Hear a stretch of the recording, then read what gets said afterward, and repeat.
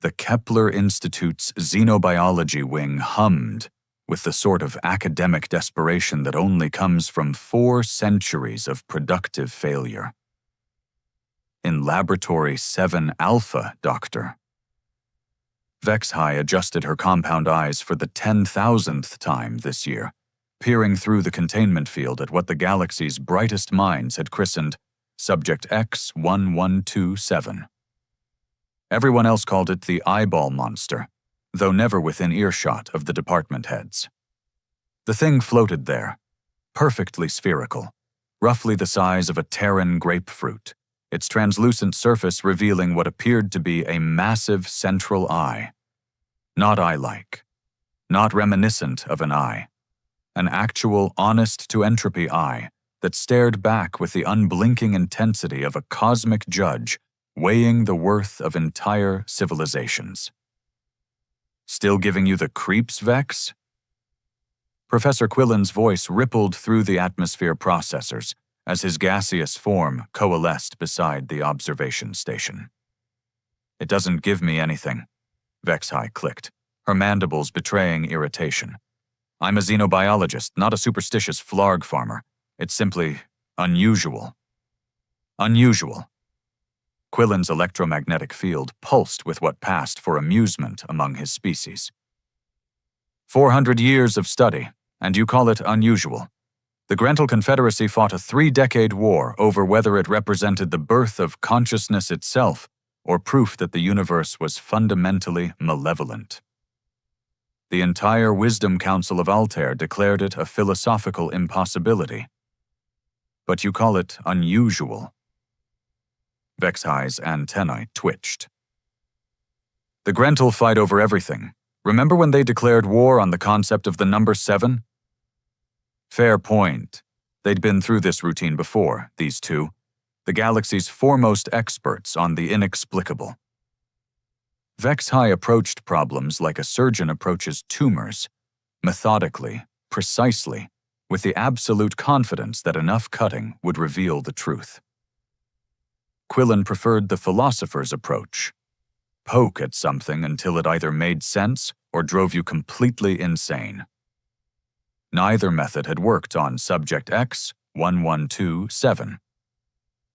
Over 97% of viewers here are watching without subscribing. Don't be one of them. Hit that subscribe button right now and join the journey. Every click helps us grow stronger, and you'll never miss the next epic story. Run through the daily observation checklist, Vexhai muttered, pulling up her holographic notepad. Temperature? Precisely 293.15 Kelvin, as always. Electromagnetic signature? Background normal. No variation in 400 standard years. Cellular activity?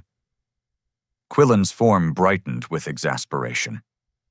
Vex, we've established it doesn't have cells, or tissues, or organs, or any identifiable biological structure beyond the apparent eye. Apparent eye, Vexhai repeated. Emphasis on apparent. We still don't know what it actually is. We know it's impossible. The thing about impossibilities in xenobiology was that they had a nasty habit of being true anyway. The specimen didn't conform to any known biological classification system. It required no nutrients, produced no waste, showed no signs of aging or decay. It didn't reproduce, didn't respond to stimuli, didn't do anything except exist and stare. The staring was the worst part. Professor Teague's latest paper suggests it might be a crystalline entity mimicking biological structures, Vexhai said, scrolling through her notes. Teague's an idiot. His last theory was that it was a juvenile star attempting to achieve consciousness. That was admittedly creative. That was academically suicidal. Vexhai had to admit Quillen had a point. The specimen had destroyed more academic careers than a poorly timed budget cut. Researchers spent decades developing elaborate theories about its nature, purpose, and origin, only to have their work demolished by the simple fact that nothing about Subject X1127 made sense. The discovery had been accidental, naturally. A deep space mining vessel had detected an anomalous energy signature in the void between. That cheerful designation for the empty space between galactic arms where nothing interesting was supposed to exist. The mining crew, expecting to find a stray asteroid, or perhaps some exotic matter, instead found something impossible floating in the darkness. Just floating. Waiting. Watching. The original survey team's report makes for interesting reading, Quillen mused, apparently following a similar train of thought. Captain Zorak wrote that his crew refused to bring it aboard initially, said it felt wrong somehow. Zorak was a cargo hauler, not a scientist. Zorak was a cargo hauler who'd seen more of the galaxy than either of us. When someone with that much experience says something feels wrong. You sound like you're developing mystical tendencies. I'm developing pattern recognition. 400 years of study, Vex. 847 published papers. 23 different classification systems, each one contradicting the last. We've scanned it with every instrument known to science, subjected it to every test imaginable, and consulted with experts from every major species in the galaxy. And we still have no idea what it is. Vexahai's mandibles clicked thoughtfully. The humans requested to join the research project. The humans. Quillen's electromagnetic field dimmed. Barely out of their own solar system, and they think they can solve what the galaxy's best minds have been puzzling over for centuries. Their application was surprisingly thorough. They've apparently developed some novel approaches to xenobiology. Novel approaches, Quillen repeated. They've been spacefaring for what, 50 years? We've been doing science since before their star formed. The laboratory's main entrance hissed open, interrupting their conversation. A figure in a standard-issue research suit wandered in, moving with the peculiar casual confidence that seemed to characterize humans. They were smaller than most galactic species, bipedal, with that unsettling habit of showing their teeth when they were pleased. Dr. Vexhai? Professor Quillen? The human's voice carried, that flat, matter-of-fact tone their species seemed to favor. I'm the exchange researcher from the Terran Science Consortium. You can call me Doc. Vexhai studied the newcomer with professional interest. Humans were relatively new to the galactic community, having only achieved faster-than-light travel within the last few decades. Their scientific methodology was considered primitive by most standards, though a few researchers had noted some intriguingly unconventional approaches to problem-solving. Welcome to Laboratory 7 Alpha, Vexhai said formally. I trust you've reviewed the preliminary materials on Subject X-1127. Doc nodded, approaching the containment field with what could only be described as casual interest. Not the reverential awe that most first-time observers displayed, not the academic fascination that drove researchers to spend decades studying the specimen. Just interest. So this is the famous eyeball monster, Doc said, peering through the containment field. Huh? Quillen's form rippled with indignation. 4 centuries of intensive study, and your considered professional opinion is, huh? Doc shrugged, a gesture that looked distinctly alien when performed in a pressure suit. It's just not what I expected. What did you expect? Vexhai asked. Something more mysterious, I guess. The laboratory fell silent except for the ambient hum of life support systems. Quillen's electromagnetic signature flickered with what might have been suppressed fury, while Vexhai felt her antennae begin to twitch with the sort of irritation that preceded either breakthrough insights or complete mental breakdowns. Not mysterious, she repeated slowly. Oh, don't get me wrong, Doc said, still studying the specimen with that infuriatingly casual demeanor. It's definitely interesting. I'm just surprised nobody's figured out what it is yet. and with that single throwaway comment, Doc had managed to accomplish what 400 years of dedicated research had failed to do. Make Subject X-1127 seem less like an cosmic enigma and more like a particularly stubborn homework assignment. Vexhai's mandibles clicked ominously. This was either going to be the most productive collaboration in xenobiological history, or the shortest. She suspected it might be both. 3 days into the humans' residency, the xenobiology department had developed a collective twitch. Doc wandered through their carefully organized research protocols like a tourist browsing gift shops, poking at things, asking uncomfortable questions, and displaying a thoroughly inappropriate lack of reverence for established methodology. Your containment field is running at 17% above minimum safe parameters, Doc observed, tapping the control panel with one gloved finger. Any particular reason? Dr. Kethmore, the Altarian biochemist, looked up from his spectral analysis station with the expression of someone whose fundamental worldview was under assault. Safety protocols demand maximum containment for unknown xenobiological entities. Unknown, sure, but dangerous? We don't know what it's capable of. Right, but you've been studying it for 4 centuries without incident. At some point, wouldn't you downgrade the threat assessment? Kethmore's head tendrils writhed with indignation. The specimen's quiescent behavior doesn't indicate benevolence.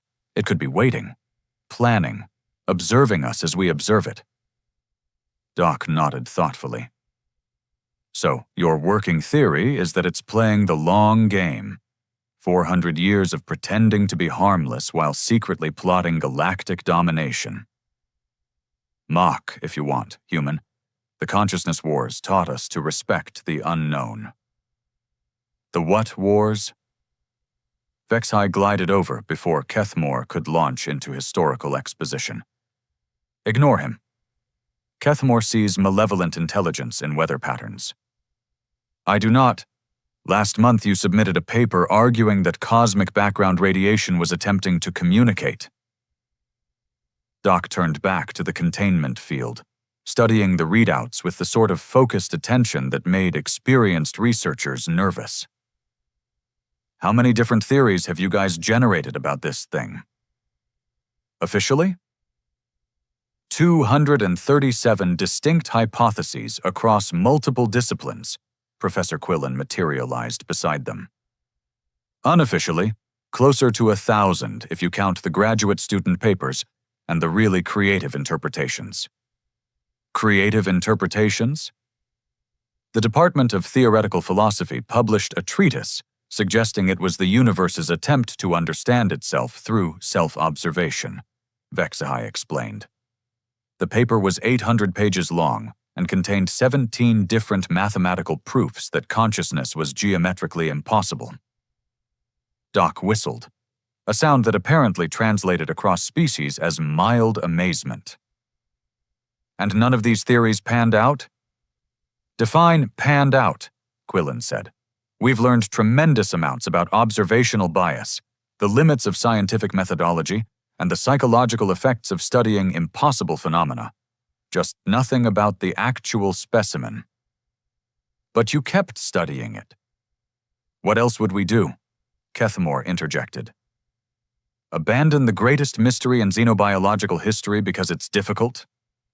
Maybe step back and reconsider your basic assumptions. The laboratory's ambient noise seemed to diminish as every researcher in earshot turned towards the human. In 4 centuries of study, no one had suggested that their fundamental approach might be flawed. Our assumptions? Vexhai's mandibles clicked dangerously. We've approached this from every conceivable angle. Biological, mechanical, energy-based, quantum mechanical, interdimensional. But always assuming it's some kind of advanced or exotic phenomenon. It's floating in space without life support, doesn't age, doesn't eat, doesn't reproduce, and stares at everything with perfect awareness. Professor Quillen's electromagnetic field pulsed with controlled irritation.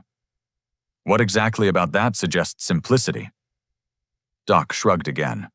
That maddeningly casual gesture. Maybe it's not doing any of those things.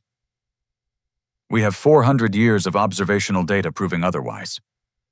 Data proving it appears to do those things. Kethmore's head tendrils writhed faster. Are you suggesting our instruments are faulty? Our methodology is flawed? That the collective genius of the galaxy's premier research institution has been systematically wrong for 4 centuries? I'm suggesting, Doc said, pulling up the specimen's discovery records on a nearby terminal, that maybe you've been asking the wrong questions. The original survey data scrolled past on the holographic display. Energy signatures, mass readings, initial observational reports.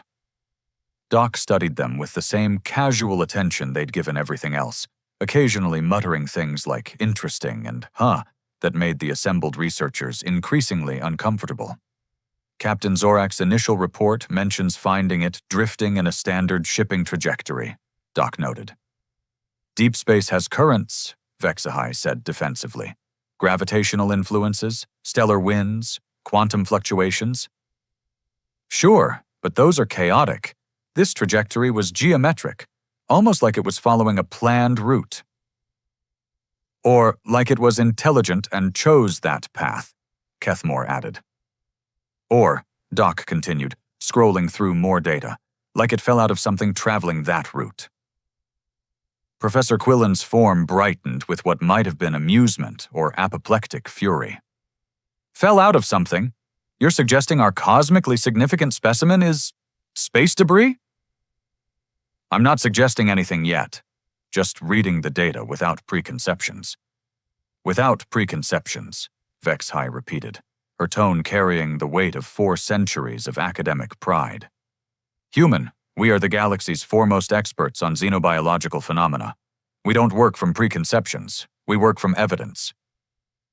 Right, but evidence filtered through the assumption that anything this unusual must be correspondingly significant. And what's wrong with that assumption? Doc looked up from the terminal, meeting Vexahai's compound gaze with disturbing directness. Sometimes the most unusual thing about something is that it's completely ordinary. The laboratory fell into the sort of silence usually reserved for moments of profound revelation or complete intellectual collapse. Researchers throughout the facility had stopped their work to listen to the human systematically dismantle centuries of careful scientific progress with casual observations and uncomfortable questions. Ordinary, Kethmore whispered, as if the word might summon demons. Could be, Doc said. Mind if I take a look at the original physical analysis reports? Not the theoretical interpretations, just the raw measurement data. Vexahai hesitated. The original analysis reports were considered foundational documents, sacred texts that had launched 1,000 research careers. Letting an outsider, especially a human barely out of their own solar system, examine them felt like academic heresy. But scientific curiosity won over institutional pride, as it had for 400 years. Professor Quillen, access the primary archive. Are you certain about this, Vex? Some of those reports contain conclusions that have shaped galactic understanding of consciousness, perception, and the nature of observation itself. I'm certain that we're missing something fundamental. The archived data materialized in the holographic display, detailed measurements, molecular scans, energy analyses, structural assessments. 4 centuries of accumulated scientific observation reduced to raw numbers and technical specifications. Doc studied the data with increasing interest, occasionally cross-referencing different measurements, comparing energy signatures to background readings, examining structural analyses from multiple angles. Fascinating, Doc murmured. What's fascinating? Vexahai demanded. I think I know what you're looking at. Every researcher in the laboratory turned toward the human, with expressions ranging from desperate hope to barely contained homicidal rage. After 400 years of mysteries, theories, and academic warfare, someone was claiming to have answers. But first, Doc continued, I need to see the complete discovery documentation. Everything. Survey logs, recovery procedures, transport records, initial containment protocols.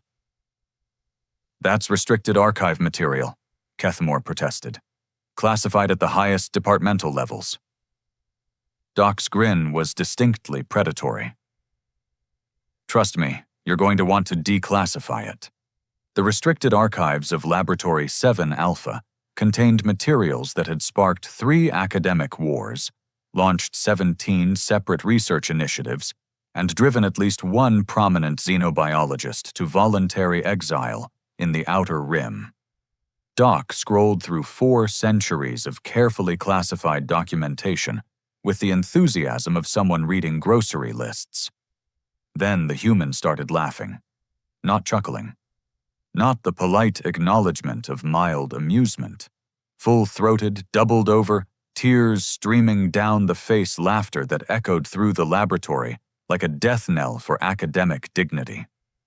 What? Vexai demanded, her mandibles clicking with barely restrained violence. Is so amusing about our foundational research? Doc wiped their eyes, still chuckling. I'm sorry, it's just… Oh man, you guys are thorough. Really, impressively thorough. Thoroughness is the cornerstone of scientific inquiry, Professor Quillen intoned, his electromagnetic field flickering with wounded pride. Absolutely. It's just that you've been thoroughly studying the wrong thing. Dr. Kethmore's head tendrils writhed into defensive positions. Impossible. Every major research institution in the galaxy has verified our findings. The specimen exhibits properties that fundamentally challenge our understanding of biology, consciousness, and material science, Doc interrupted.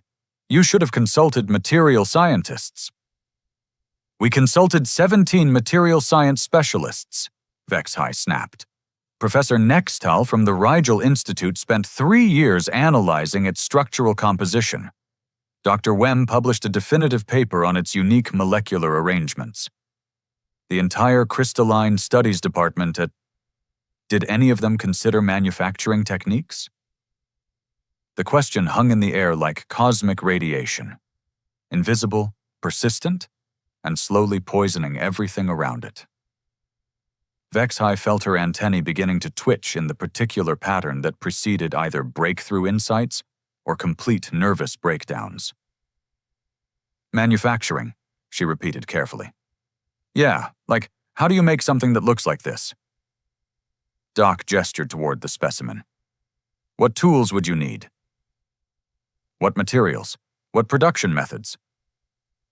It's a biological entity, Kethmore protested. Not manufactured.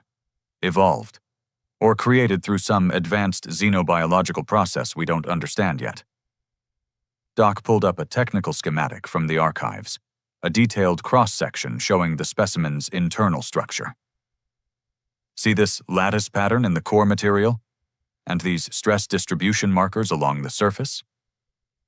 Fascinating structural adaptations, Professor Quillen agreed, possibly indicating evolutionary pressure toward maximum observational efficiency. Or quality control marks from an industrial fabrication process. The laboratory's life support systems seemed to hiccup as every researcher present processed this statement.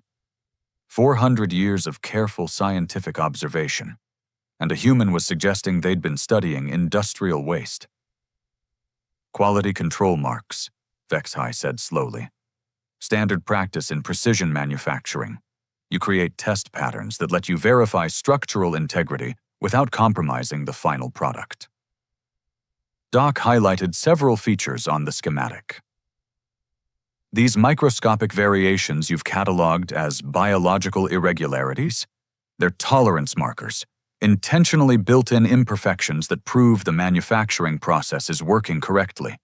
Dr. Kethmore's head tendrils had gone completely rigid. You're suggesting that the greatest mystery in xenobiological history is… A product, yeah. What kind of product requires this level of precision manufacturing? Quillen demanded. What species possesses technology capable of creating such sophisticated optical instruments? Doc's grin returned, broader and more disturbing than before. You're asking the right questions now. Vexhai felt the familiar sensation of academic foundations shifting beneath her feet. The discovery location. That trajectory pattern you mentioned earlier. Exactly. Space isn't empty. There are shipping lanes, established routes between systems, regular traffic patterns. Your specimen was found along a route that connects Sol System to the Centauri trading posts. Sol System, Kithamore whispered. Human space. Human space circa 2387, to be precise. Right around the time we started regular cargo runs to Alpha Centauri. The implications hit the assembled researchers like a collapsing star. Professor Quillen's electromagnetic field dimmed to almost nothing. Dr. Kethmore's head tendrils drooped with existential defeat. Vexhai's compound eyes refocused and unfocused as her brain struggled to process the possibility that the galaxy's greatest scientific mystery might have a disappointingly mundane explanation. You're claiming, she said carefully, that subject X1127 is human in origin. I'm claiming it's consistent with human manufacturing techniques from about 400 years ago. But the complexity, the precision, the impossible biological properties. What biological properties? Doc challenged. It doesn't eat, doesn't reproduce, doesn't age, doesn't respond to stimuli. Those aren't biological properties. They're the absence of biological properties. It's inorganic. The eye looks like an eye. Big difference. Quillen's form rippled with desperate resistance. Our sensors detect organic compounds, carbon-based molecular structures, clear evidence of biological origin. Your sensors detect materials that could be organic, but carbon-based doesn't automatically mean biological. Lots of manufactured products use organic compounds, plastics, composites, synthetic materials. Doc pulled up another section of the archive, displaying spectrographic analyses from multiple research teams. Look at these molecular signatures. You've been interpreting them as exotic biological compounds, but they're actually consistent with high-grade synthetic polymers. Synthetic polymers, Vexhai repeated, her voice carrying the hollow tone of someone watching their life's work crumble into cosmic dust. Really good ones, too. We developed some impressive materials technology in the late 24th century, just before we made contact with the Galactic community. Kethamore rallied for one final defense of centuries of academic tradition. Even if, hypothetically, it's manufactured, that doesn't explain its perfect spherical shape, its optical properties, its apparent awareness. Actually, it does. Doc's expression shifted from amusement to something approaching sympathy. You've been working under the assumption that it's observing you. But what if you've got it backwards? Backwards? What if it's designed to be observed? The question reframed 4 centuries of research in a single sentence. Every paper, every theory, every academic war fought over the specimen's nature.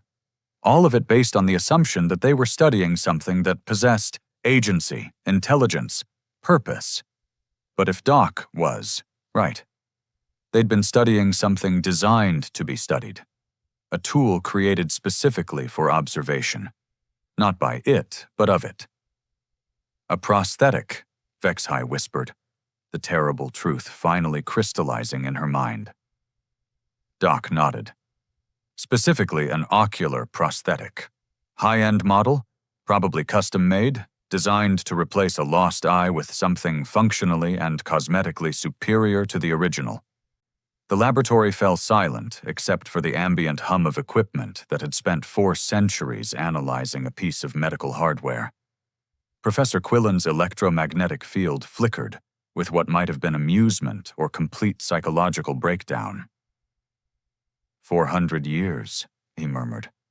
847 research papers, 3 academic wars. The consciousness wars themselves were triggered by philosophical implications derived from this specimen. Yeah, Doc said gently. About that. Captain Miranda Vasquez, cargo freighter Northbound Express, Doc read from the historical records. Lost her left eye in a decompression accident while hauling rare earth metals from Luna to Proxima Station.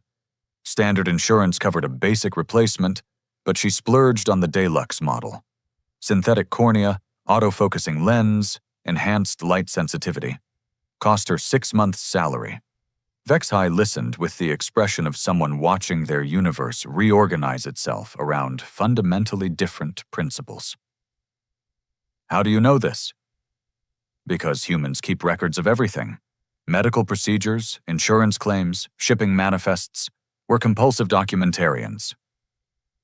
Doc scrolled through archived files with practiced efficiency. The Northbound Express suffered catastrophic hull failure in the void between on March 15, 2387. Emergency evacuation, total loss of cargo and personal effects. Including 1 very expensive prosthetic eye, Professor Quillen observed, his electromagnetic field now pulsing with what was definitely amusement. Including 1 very expensive prosthetic eye that got sucked out during decompression and has been floating through space ever since. Dr. Kethamore's head tendrils twitched spasmodically. But the staring, the awareness, the sense of intelligence behind that gaze. Optical illusion, Doc explained. High-end prosthetics are designed to track movement and maintain eye contact. Even without neural input, the autofocusing mechanisms respond to light changes and nearby motion. It's literally designed to look like it's watching you. The temperature regulation? Built-in heating element to match body temperature, prevents fogging and maintains comfort. The perfect preservation over centuries? Military-grade synthetic materials designed to last decades inside a human body. In the vacuum of space, without biological degradation factors, it could last millennia. Each explanation landed like a hammer blow against the edifice of xenobiological theory that had dominated galactic science for 4 centuries. Vexhai felt her worldview collapsing one carefully constructed assumption at a time. The academic implications, she whispered, are actually pretty interesting, Doc admitted. You've basically conducted the most comprehensive study of observational bias in scientific history. Quillen's form brightened with reluctant curiosity. Observational bias? Think about it. You found something that looked like an eye, so you assumed it could see. You couldn't explain how it worked, so you assumed it was advanced. You couldn't categorize it, so you assumed it was alien. Every assumption led you further from the truth. Kethamore slumped against his workstation. We destroyed our objectivity through the act of observation. Worse than that, Doc continued cheerfully. You created a feedback loop. The more mysterious it seemed, the more prestigious studying it became. The more prestigious the research, the more invested everyone became in it being genuinely mysterious. Nobody wanted to be the scientist who solved the great puzzle with a mundane answer. The consciousness wars, Vexhai said quietly, started because the Altarian Philosophical Council declared that consciousness could only emerge from biological substrates, while the Synthetic Intelligence Alliance argued that any sufficiently complex system could achieve awareness. Doc nodded. 17 systems, 43 years of conflict, countless casualties, all because nobody wanted to admit they might be philosophizing about medical equipment. The laboratory's silence stretched beyond uncomfortable into genuinely existential. 400 years of careful science, academic careers built on studying the impossible, entire theoretical frameworks constructed around a single mysterious specimen, all of it reduced to a case study in how intelligent beings could systematically delude themselves But the discoveries, Quillen protested weakly.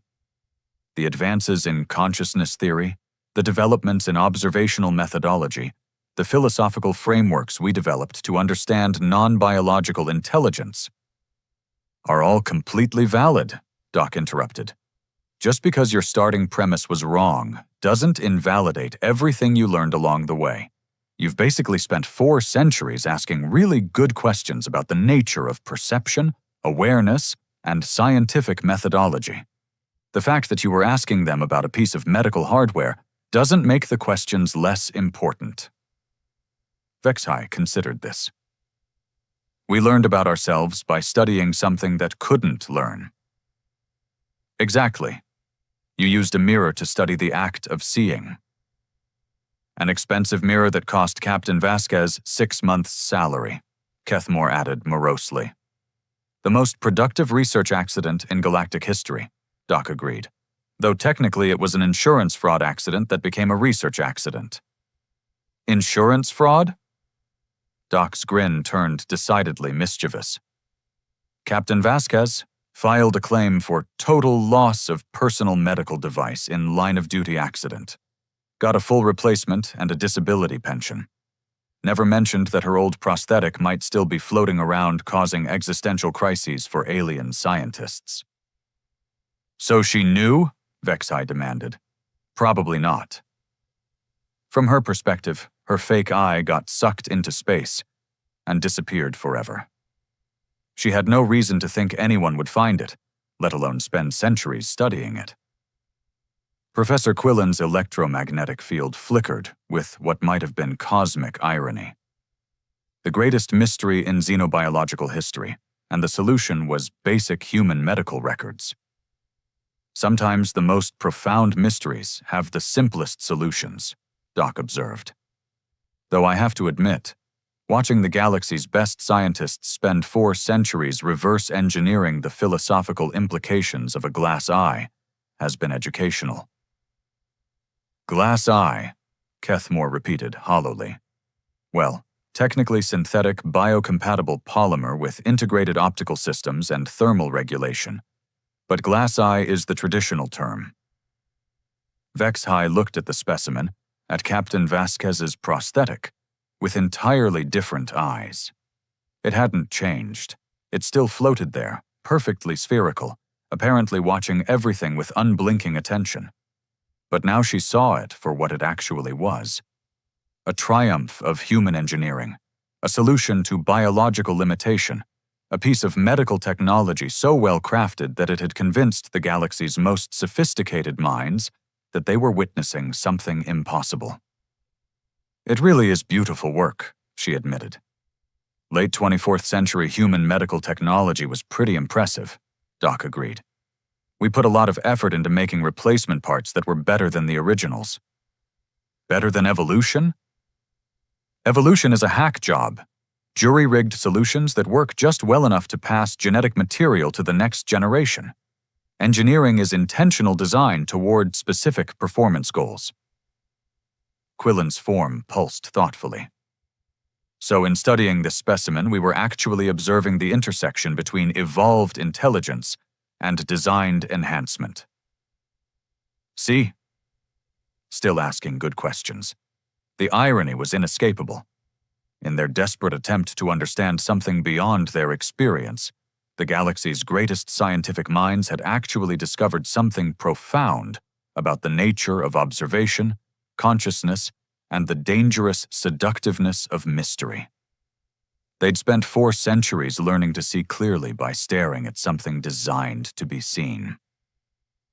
What happens now? Vexhai asked. Doc shrugged. That's up to you. You could publish the truth and watch 400 years of xenobiological theory collapse overnight. Or you could keep asking those good questions about consciousness and observation, just with better context about what you're actually studying. Academic suicide versus intellectual honesty, Kethmore observed. Welcome to science, Doc said cheerfully, where the most important discoveries are usually the ones that make you feel stupid for not seeing them sooner. Vexhai looked once more at the specimen that had defined her career, shaped her understanding of the universe, and taught her more about the act of scientific observation than any textbook ever written. Captain Miranda Vasquez's prosthetic eye stared back with perfect, engineered attention. Still beautiful, still mysterious in its own way, still capable of inspiring wonder. Just not the kind of wonder they'd thought. Sometimes the most extraordinary thing about the ordinary was how long it could hide in plain sight, waiting for someone with the right perspective to finally see what had always been there. The eye had been watching them, after all. They'd just misunderstood what kind of watching it was designed to do.